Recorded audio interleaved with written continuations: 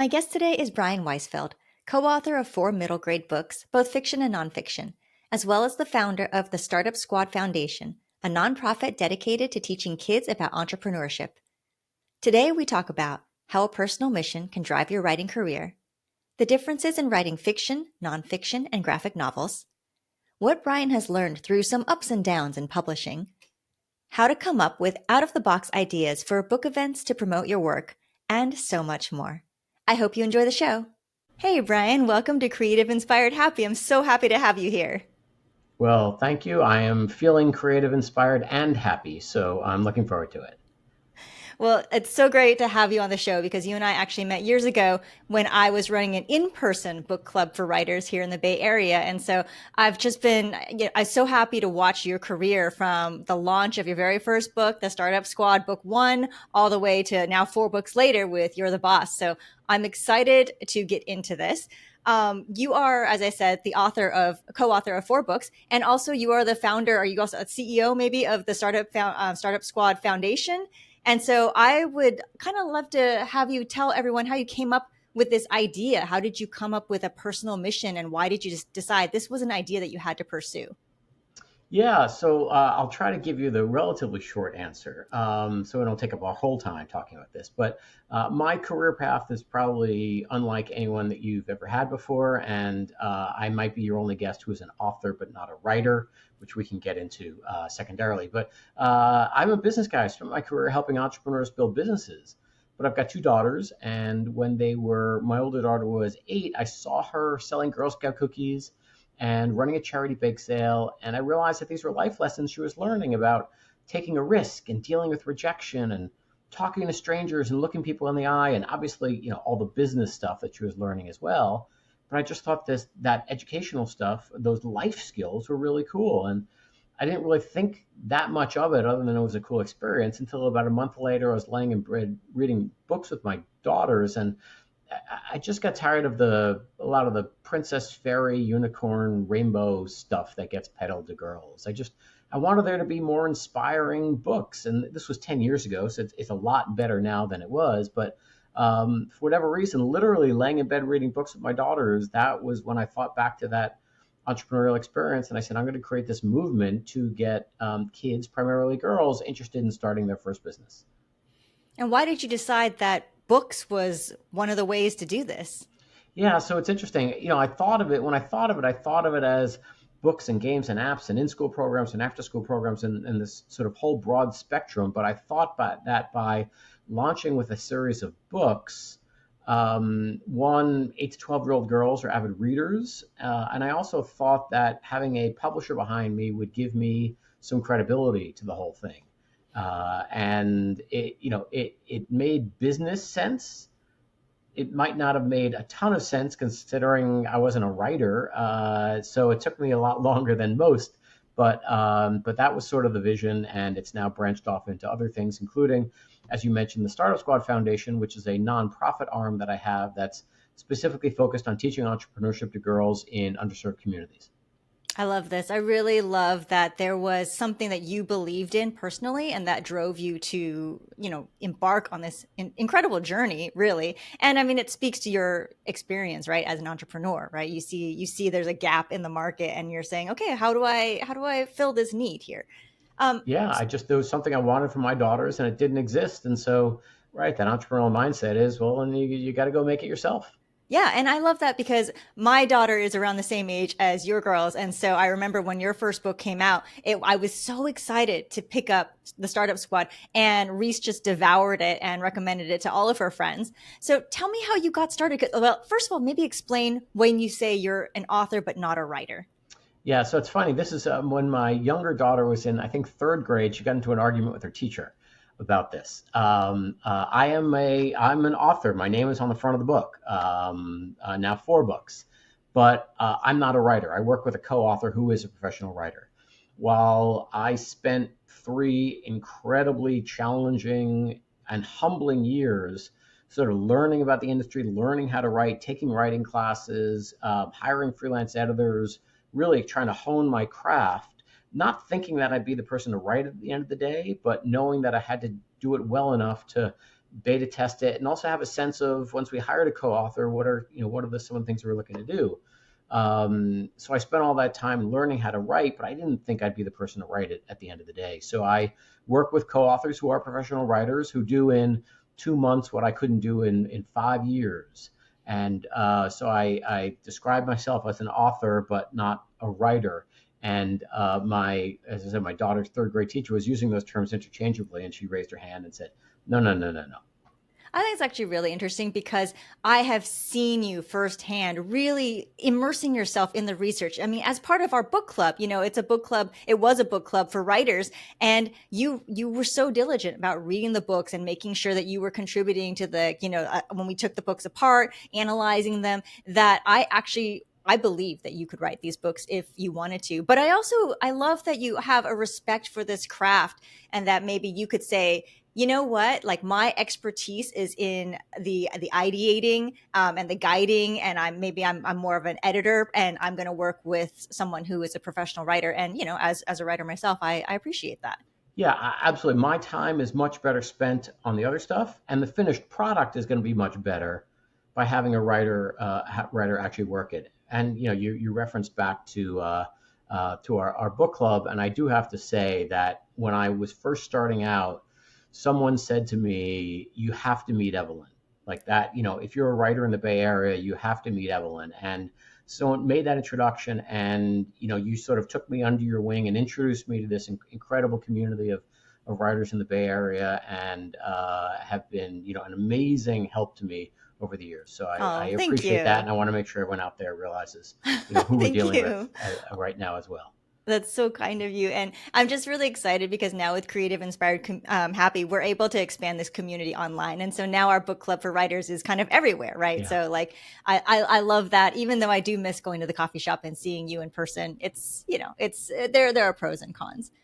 Yep. So tell me about this process of working with a co-author. What is your role and what is their role? Yeah, so the way it starts, and I've had two different publishers. My first three books were with Macmillan. My next three books will be with Penguin, and the process is essentially the same, which is we start at the beginning, just myself. First of all, I'm creating a proposal about what we want these books to be and what they want them to do. And on the fiction side, it was, here's sort of a sample of what a plot could be. But the idea is I'm proposing to a publisher what a concept. The publisher is buying into that concept, and then we sit down, the editorial team and I sit down and essentially decide what we want the specifics of the book to be. And we will create anywhere from a 6 to 8 page outline of the entire story, or in the nonfiction example, of the entire book. And then we will bring in a co-author, provide the outline to that co-author. And with my first book, Nicole C. Carr was my co-author, and it was amazing. I had spent, I said, 5 years learning how to write, creating this original manuscript. We spent then another 6 to 9 months with the publisher creating the outline.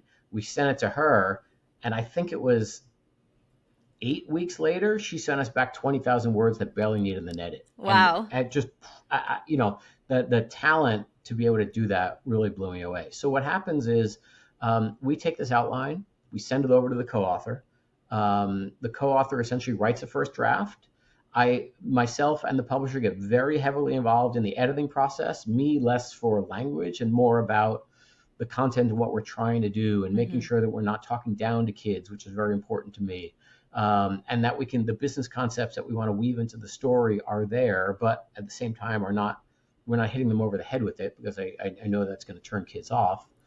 And then we send it back to the co-author, and we'll go back and forth until we have a final draft. And with these next three books, I'm fortunate enough to be working with Bonnie Bader, who has done, I think, 50 books for kids. She's written some of the best-selling Who Was books. She did Who Was Martin Luther King.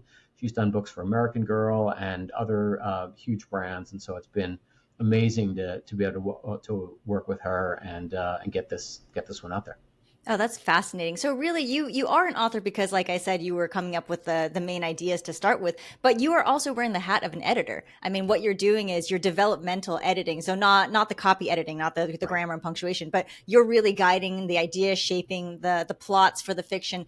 And for the viewers and the listeners who don't know, the Startup Squad is a series of three standalone books. So they're somewhat related, but that's fiction, and that's for middle grade readers. And then now You're the Boss, your newest one, that's the first in a series of nonfiction.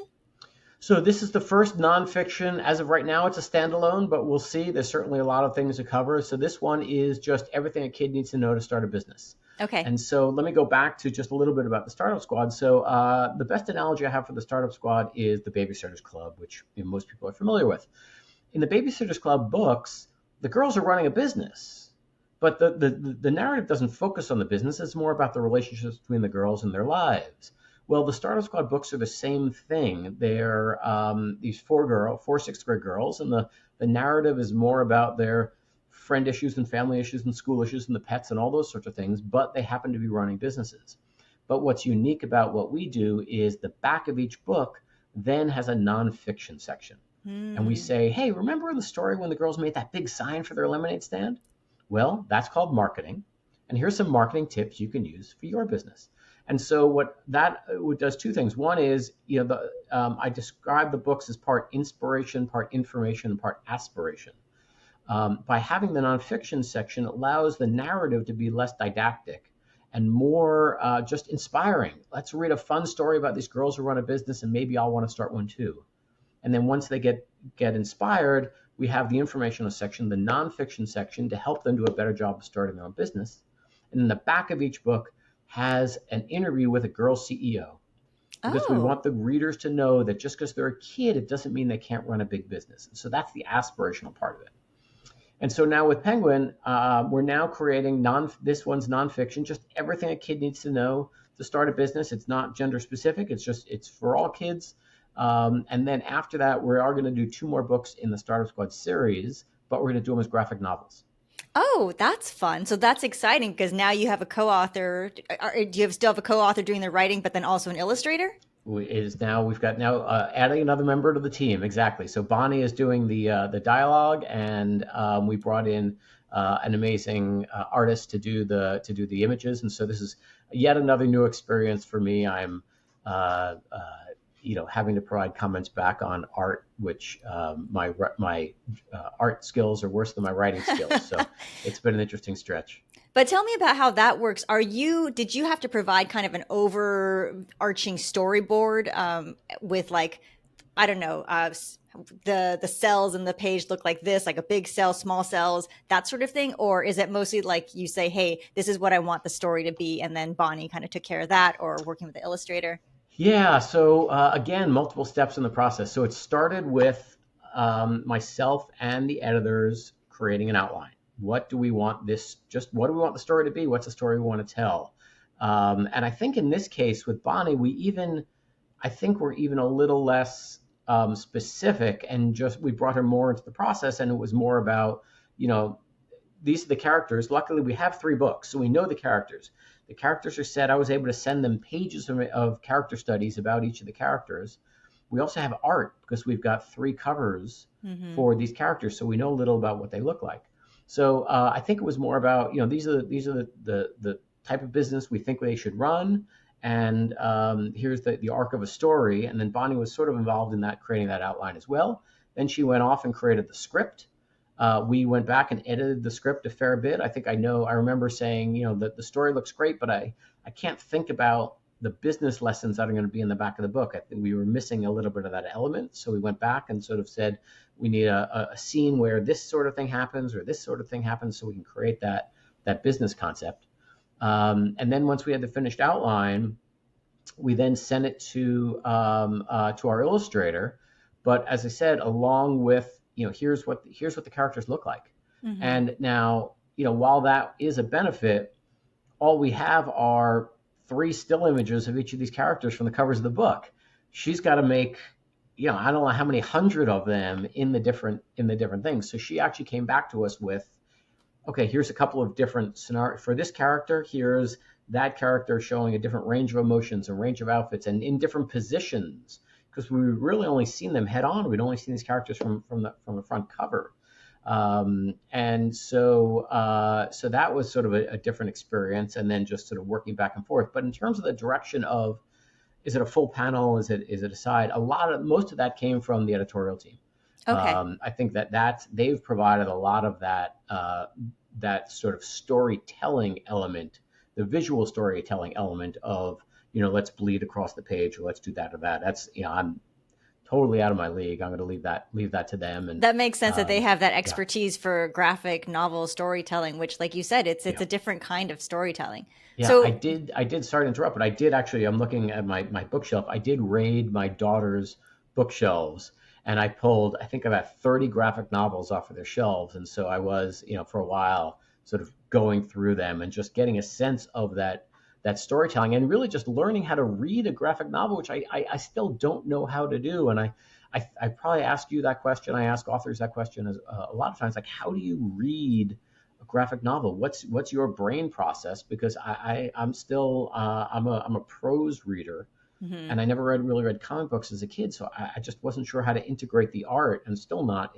integrate the art into my reading process. Yeah, I mean, I'm actually the same. I have trouble reading graphic novels because I'm a very linear kind of Yeah, reader and thinker. And so jumping around to different bubbles, it kind of like scrambles my too logical brain, I think. yeah, yeah. And I don't, I say to people, do you read the text of a page and then go back and look at the images? Are you absorbing each together as one? Like, I know that's how I get the sense that's how you're supposed to do it, right? The art Hmm.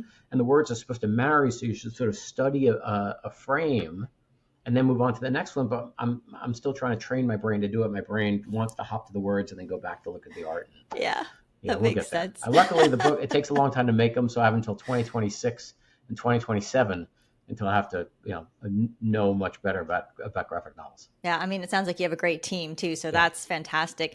I'm actually curious because most times fiction writers have to write an entire book before they can submit it to an agent or a publisher in order to be published. But it sounds like you went straight in with a proposal. And is that just because of your background in business and you're pitching this as a business forward kind of concept?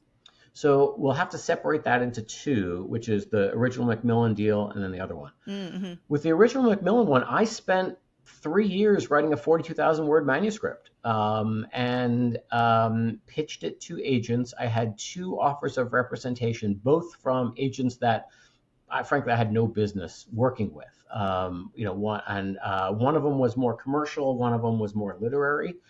I ended up going with the more literary one because I thought that the more I'd get lost at the more commercial one. And I used to sit in the waiting room in this literary agent's office and see the books on the shelf and think, what the hell am I doing here? Like, Oh, this you're is so modest, so, Brian. And so, actually, you are a writer, apparently. You wrote a well, manuscript. so anyway, the idea with that first writer was, the first agent was, I will, let's simultaneously, you give me feedback and help me turn this into a better manuscript, while we also look for a co-author that we can then partner with and go to sell. And I worked with her for about 9 months. She's lovely, but it became apparent that two things. One, my writing was never going to get to the point at which it was submittable from her perspective. And two, she didn't really know that other part. She was used to, big name author handing in their latest manuscript with the halo around it, and she would go and she would sell that thing. And that's not what this was. And so I ended up calling the more commercial guy, and I said, hey, I think I made a mistake. If you're still interested, I'd love to chat. And I remember what he did was he just took the manuscript, sent it to some of his contacts at the publishing houses as, this is an example of what we're trying to do. This isn't what we're doing. This is what we want to do.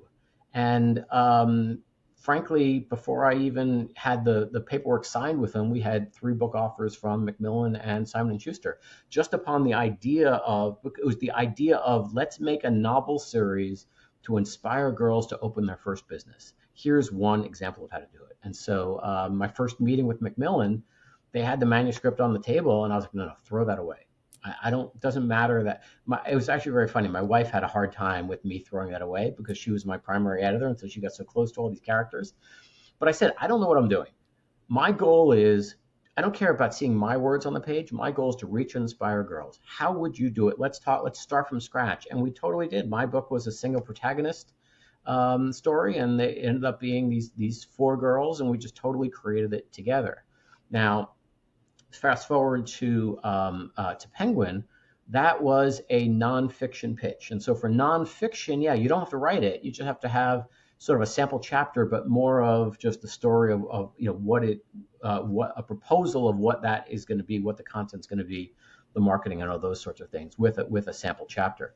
And so we sold that to Penguin, and the other I sold it with was someone that had wanted to bid on the original Startup Squad series, but wasn't able to. And when she said, I'll absolutely do the nonfiction, but also, have you ever thought about doing graphic novels? And so she was the one that said, let's make it a 3-book deal and let's add some graphic novels to it as well.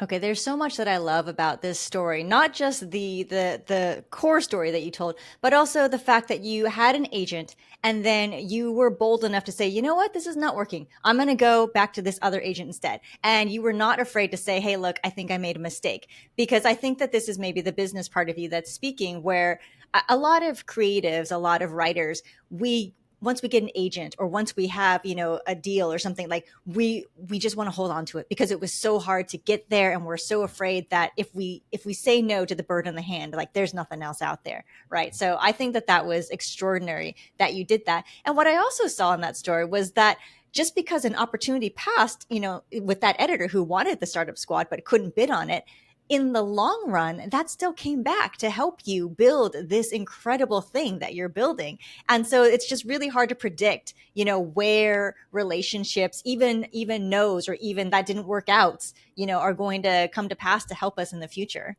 Yeah, the key word you said there is relationships. It was, anyone that ever even looked at one of my submissions, rejected it or not, I would, send them a Happy New Year email once a year. When I had something new, I would send it to them.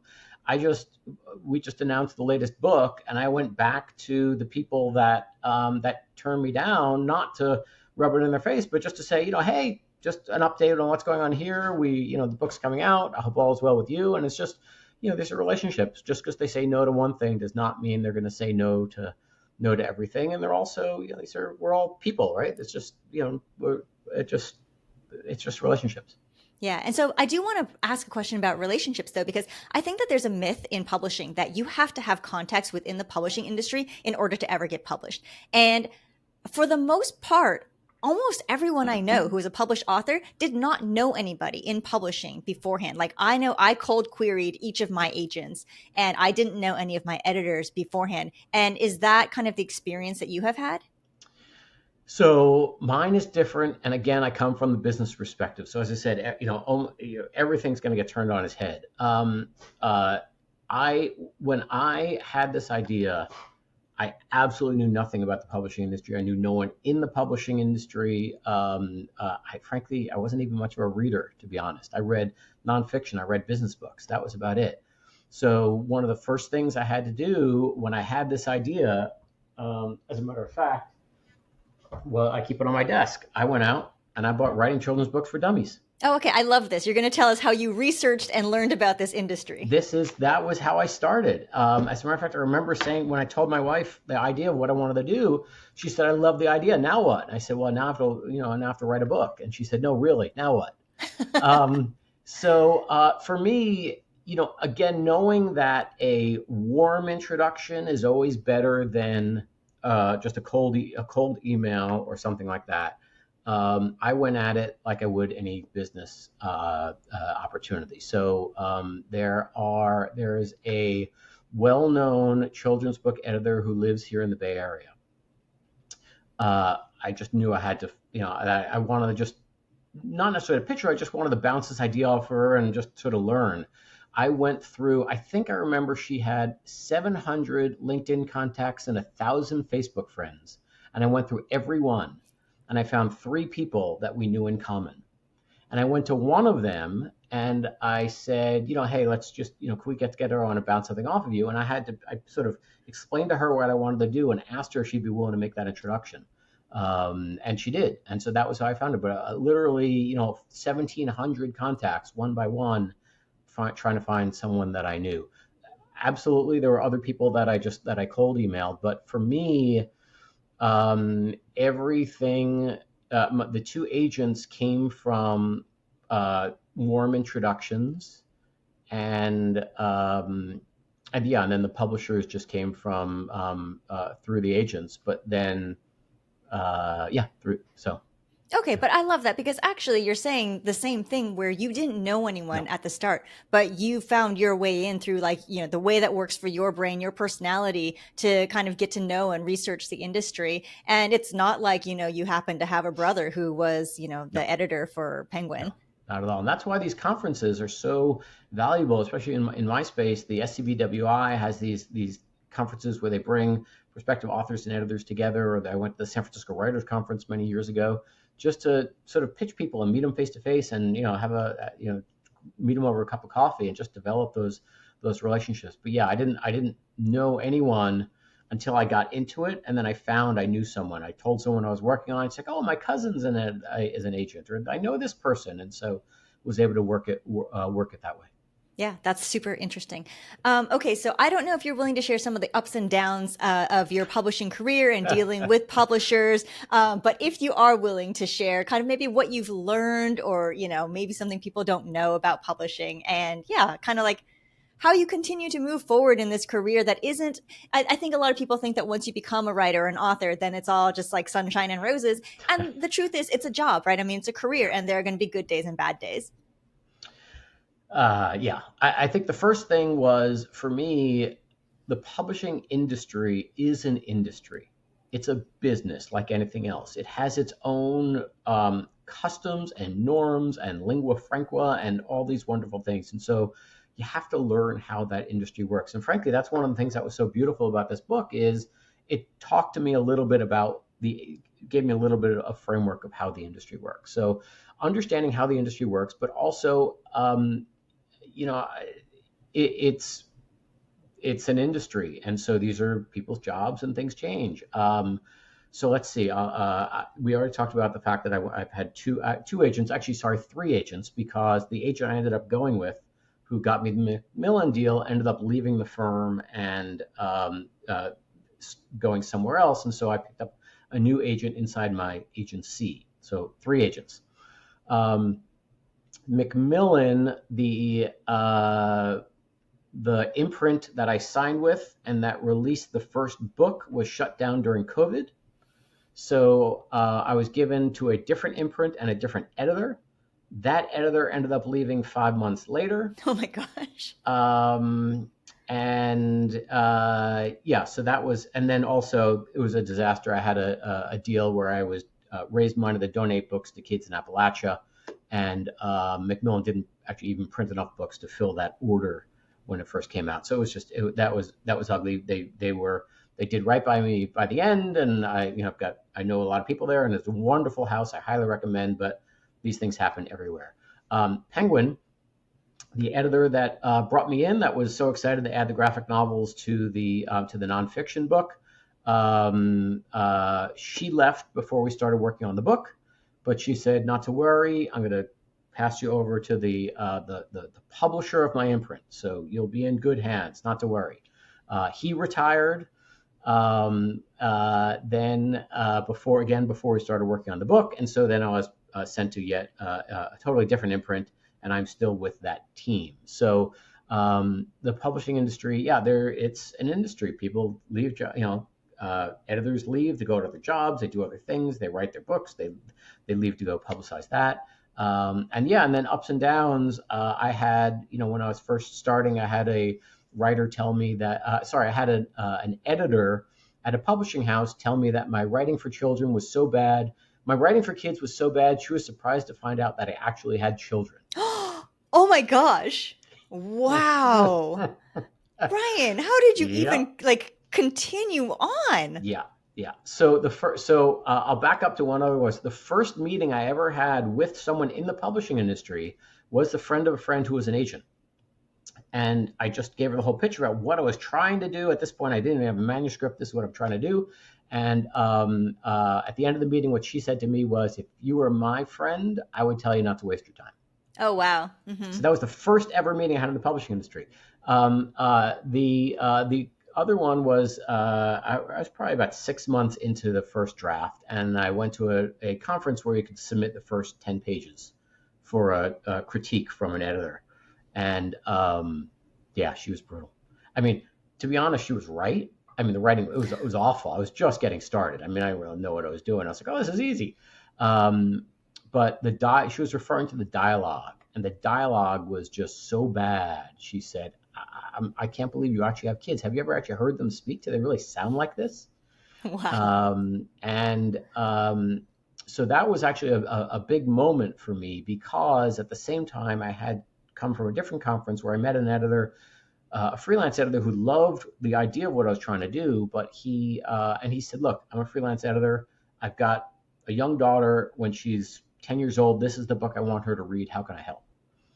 And so I was trying to decide whether to work with him, which I knew was going to be another, 9 month process Hmm. easily of doing this whole thing. And so I went to this conference and I was like, well, I submitted this critique. Let me see what she has to say. I figured, well, she's going to sign me on the spot. So what do I need to, what do I need to hire the editor for? I got to get my book deal.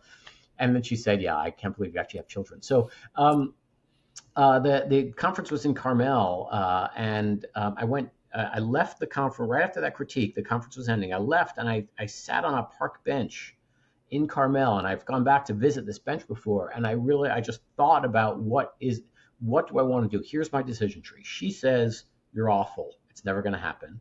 I've got this other guy saying, let me help you make it happen, but it's going to take me another year. And what do I want to do? And sitting on that bench, in part because my personality is, when someone says to me, you can't do something, all right, let's go. We're gonna, I'm rolling up the sleeves. I'm gonna prove you wrong. But that was part of the me to say, yeah, all right, I want to do this. And so I started working with that other editor, and and I don't know, 2 years later, probably had the book deal. But yeah, it was pretty brutal. Now, if I don't know if you have time for me to continue the Yeah, ending of the story. please. Okay, so I went with my daughter to the Bay Area Book Festival, and we were sitting in an auditorium of people, and an author is getting interviewed on the stage, and he's talking about his story, and he says, yeah, well, I'm so thankful to, and he mentions this person's first name, and it's a unique first name, and he said, I'm so thankful to my editor blank, to being so helpful, and my editor's here today, so let's give a round of applause. And I started elbowing my daughter because she knows the story. And she's like, what's going on? I was like, that's the one who said, I don't have kids. And so my daughter's like, what? I was like, well, I got to go talk to her. And so I found her. So afterward, the author is doing a signing, and the editor is sort of sitting there next to the author, just supporting him. And I said, hey, I just want to say thank you. I don't know if you're going to remember this, but many years ago, you gave me a critique, and it was brutal. It was unbelievably brutal, but it was frankly the kick in the butt that I needed at the time that I needed it. So I just wanted to say thank you. And she's like, oh, no, what did I say? And I said, remember, I'm thanking you. Okay, so we're all good. But I said, you told me that my writing for kids was so bad, you were surprised to find out we actually have children. And she was like, oh, I didn't say that. I was like, no, you did. She goes, I am so, I can't believe it. I'm so sorry. It's like, again, if you hadn't been that harsh, if you had just said dialogue needs to be more realistic, I wouldn't have had that the same impact. So I thank you. And she said, so give me the update. Where are you? And I said, I have a 3-book deal with Macmillan. And she came around the table and gave me a big hug. Oh, I love And the end of that so, story. yeah. So it was all good. As I said, if it was, if she was more gentle, I certainly, I highly doubt I would be here. But she gave me a kick in the pants I needed. Well, I am glad that it was you that she kicked and not somebody Yeah. who So couldn't take yes, that. So yes. it all I worked could. out. That could have gone bad. Yeah, I Yeah. can see that. Yeah. Okay, so I want to shift gears a little bit. I have a Uh-huh. question for you about kids these days. There have been reports that saying kids 8 through 12 are reading less, Mm. especially boys, but girls as well, especially after the pandemic. And we're not sure why. But have you seen the effects of that in terms of your audience or like how your publisher is marketing your books?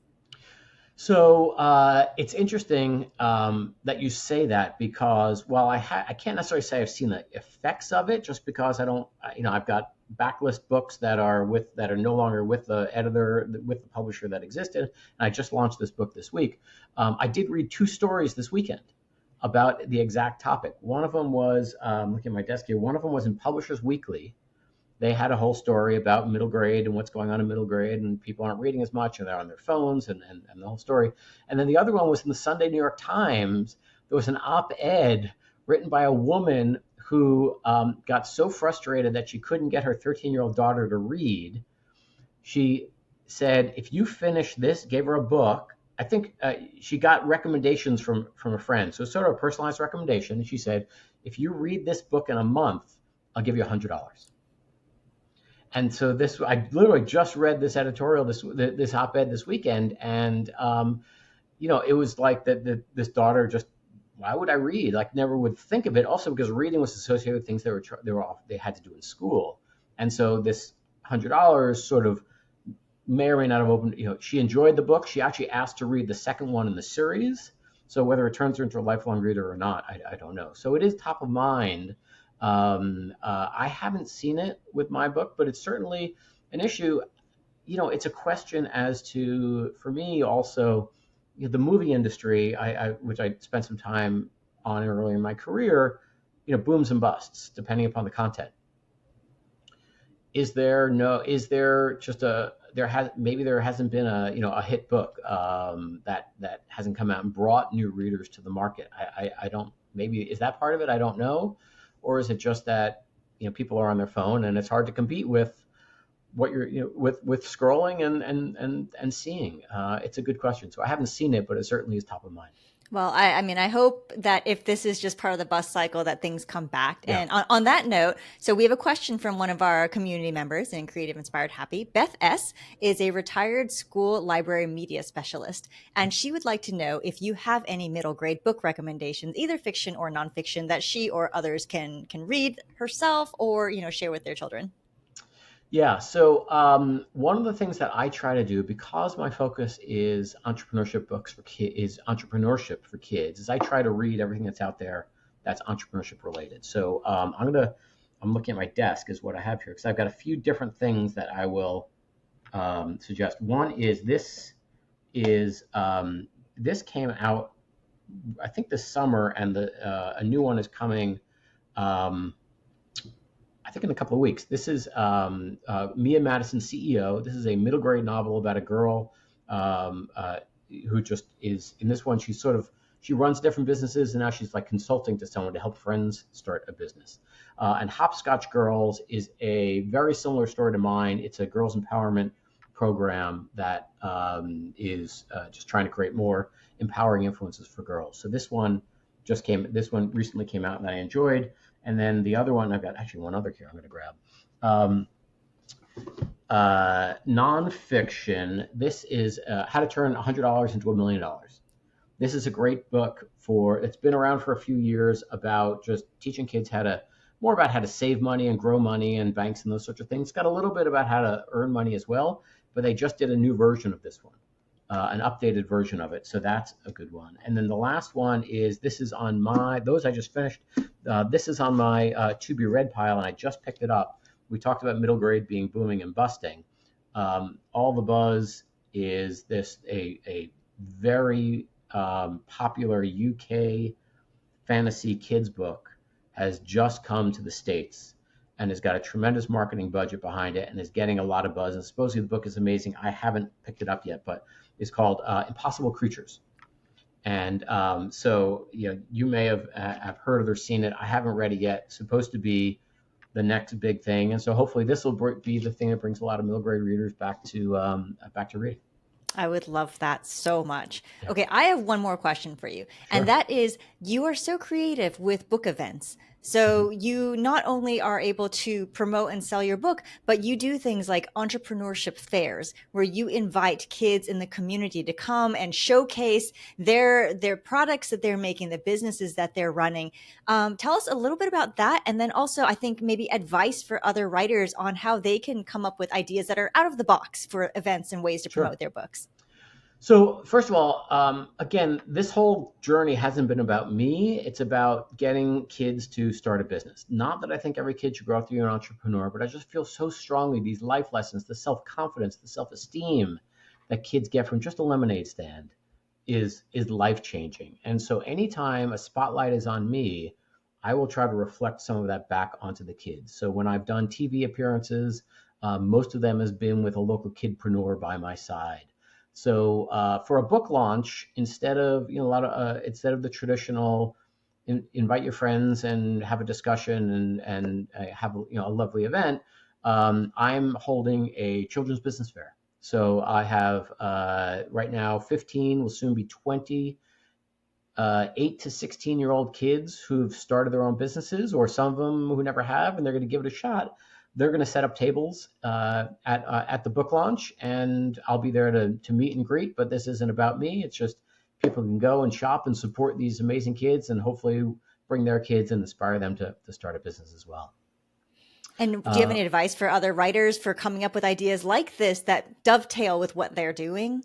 Yeah, I think it goes more generally to just advice for writers who are trying to get their books out into the world. Is the publisher hopefully will do a very good job of the on the book page stuff, getting the book reviewers and getting the book press and getting into bookstores and those sorts of things. The question is, what can you bring to the table outside of that? Right. So if your book covers if your book is based in a certain place, are there companies or nonprofits or things that are based in that place that maybe will buy your book and donate it to kids in that area? If your book deals with kids with anxiety, are there anxiety self-help groups that you can talk to that could then promote your book or do a book tour with, or a book talk? And so the same thing for an event.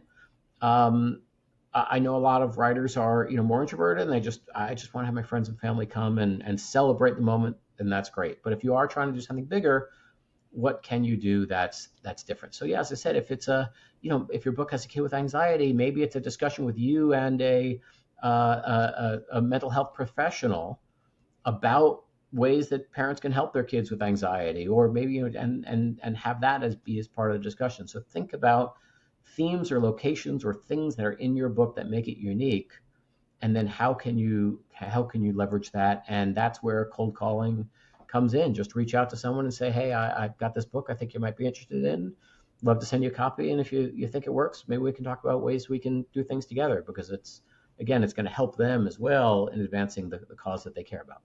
I love that. Thank you so much for that advice, because I think that when you come from it with a business perspective, there are a lot of ways that you approach things that maybe a writer like me normally would not think of. So even just that advice of like, hey, reach out, do that cold email, say, I offer to send you a book, and maybe we can work together. That's fantastic. So thank you for that.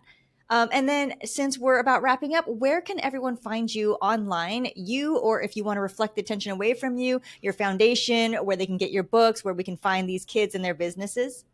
Sure. So I've got two different brands. So we've got two different websites and two different social media.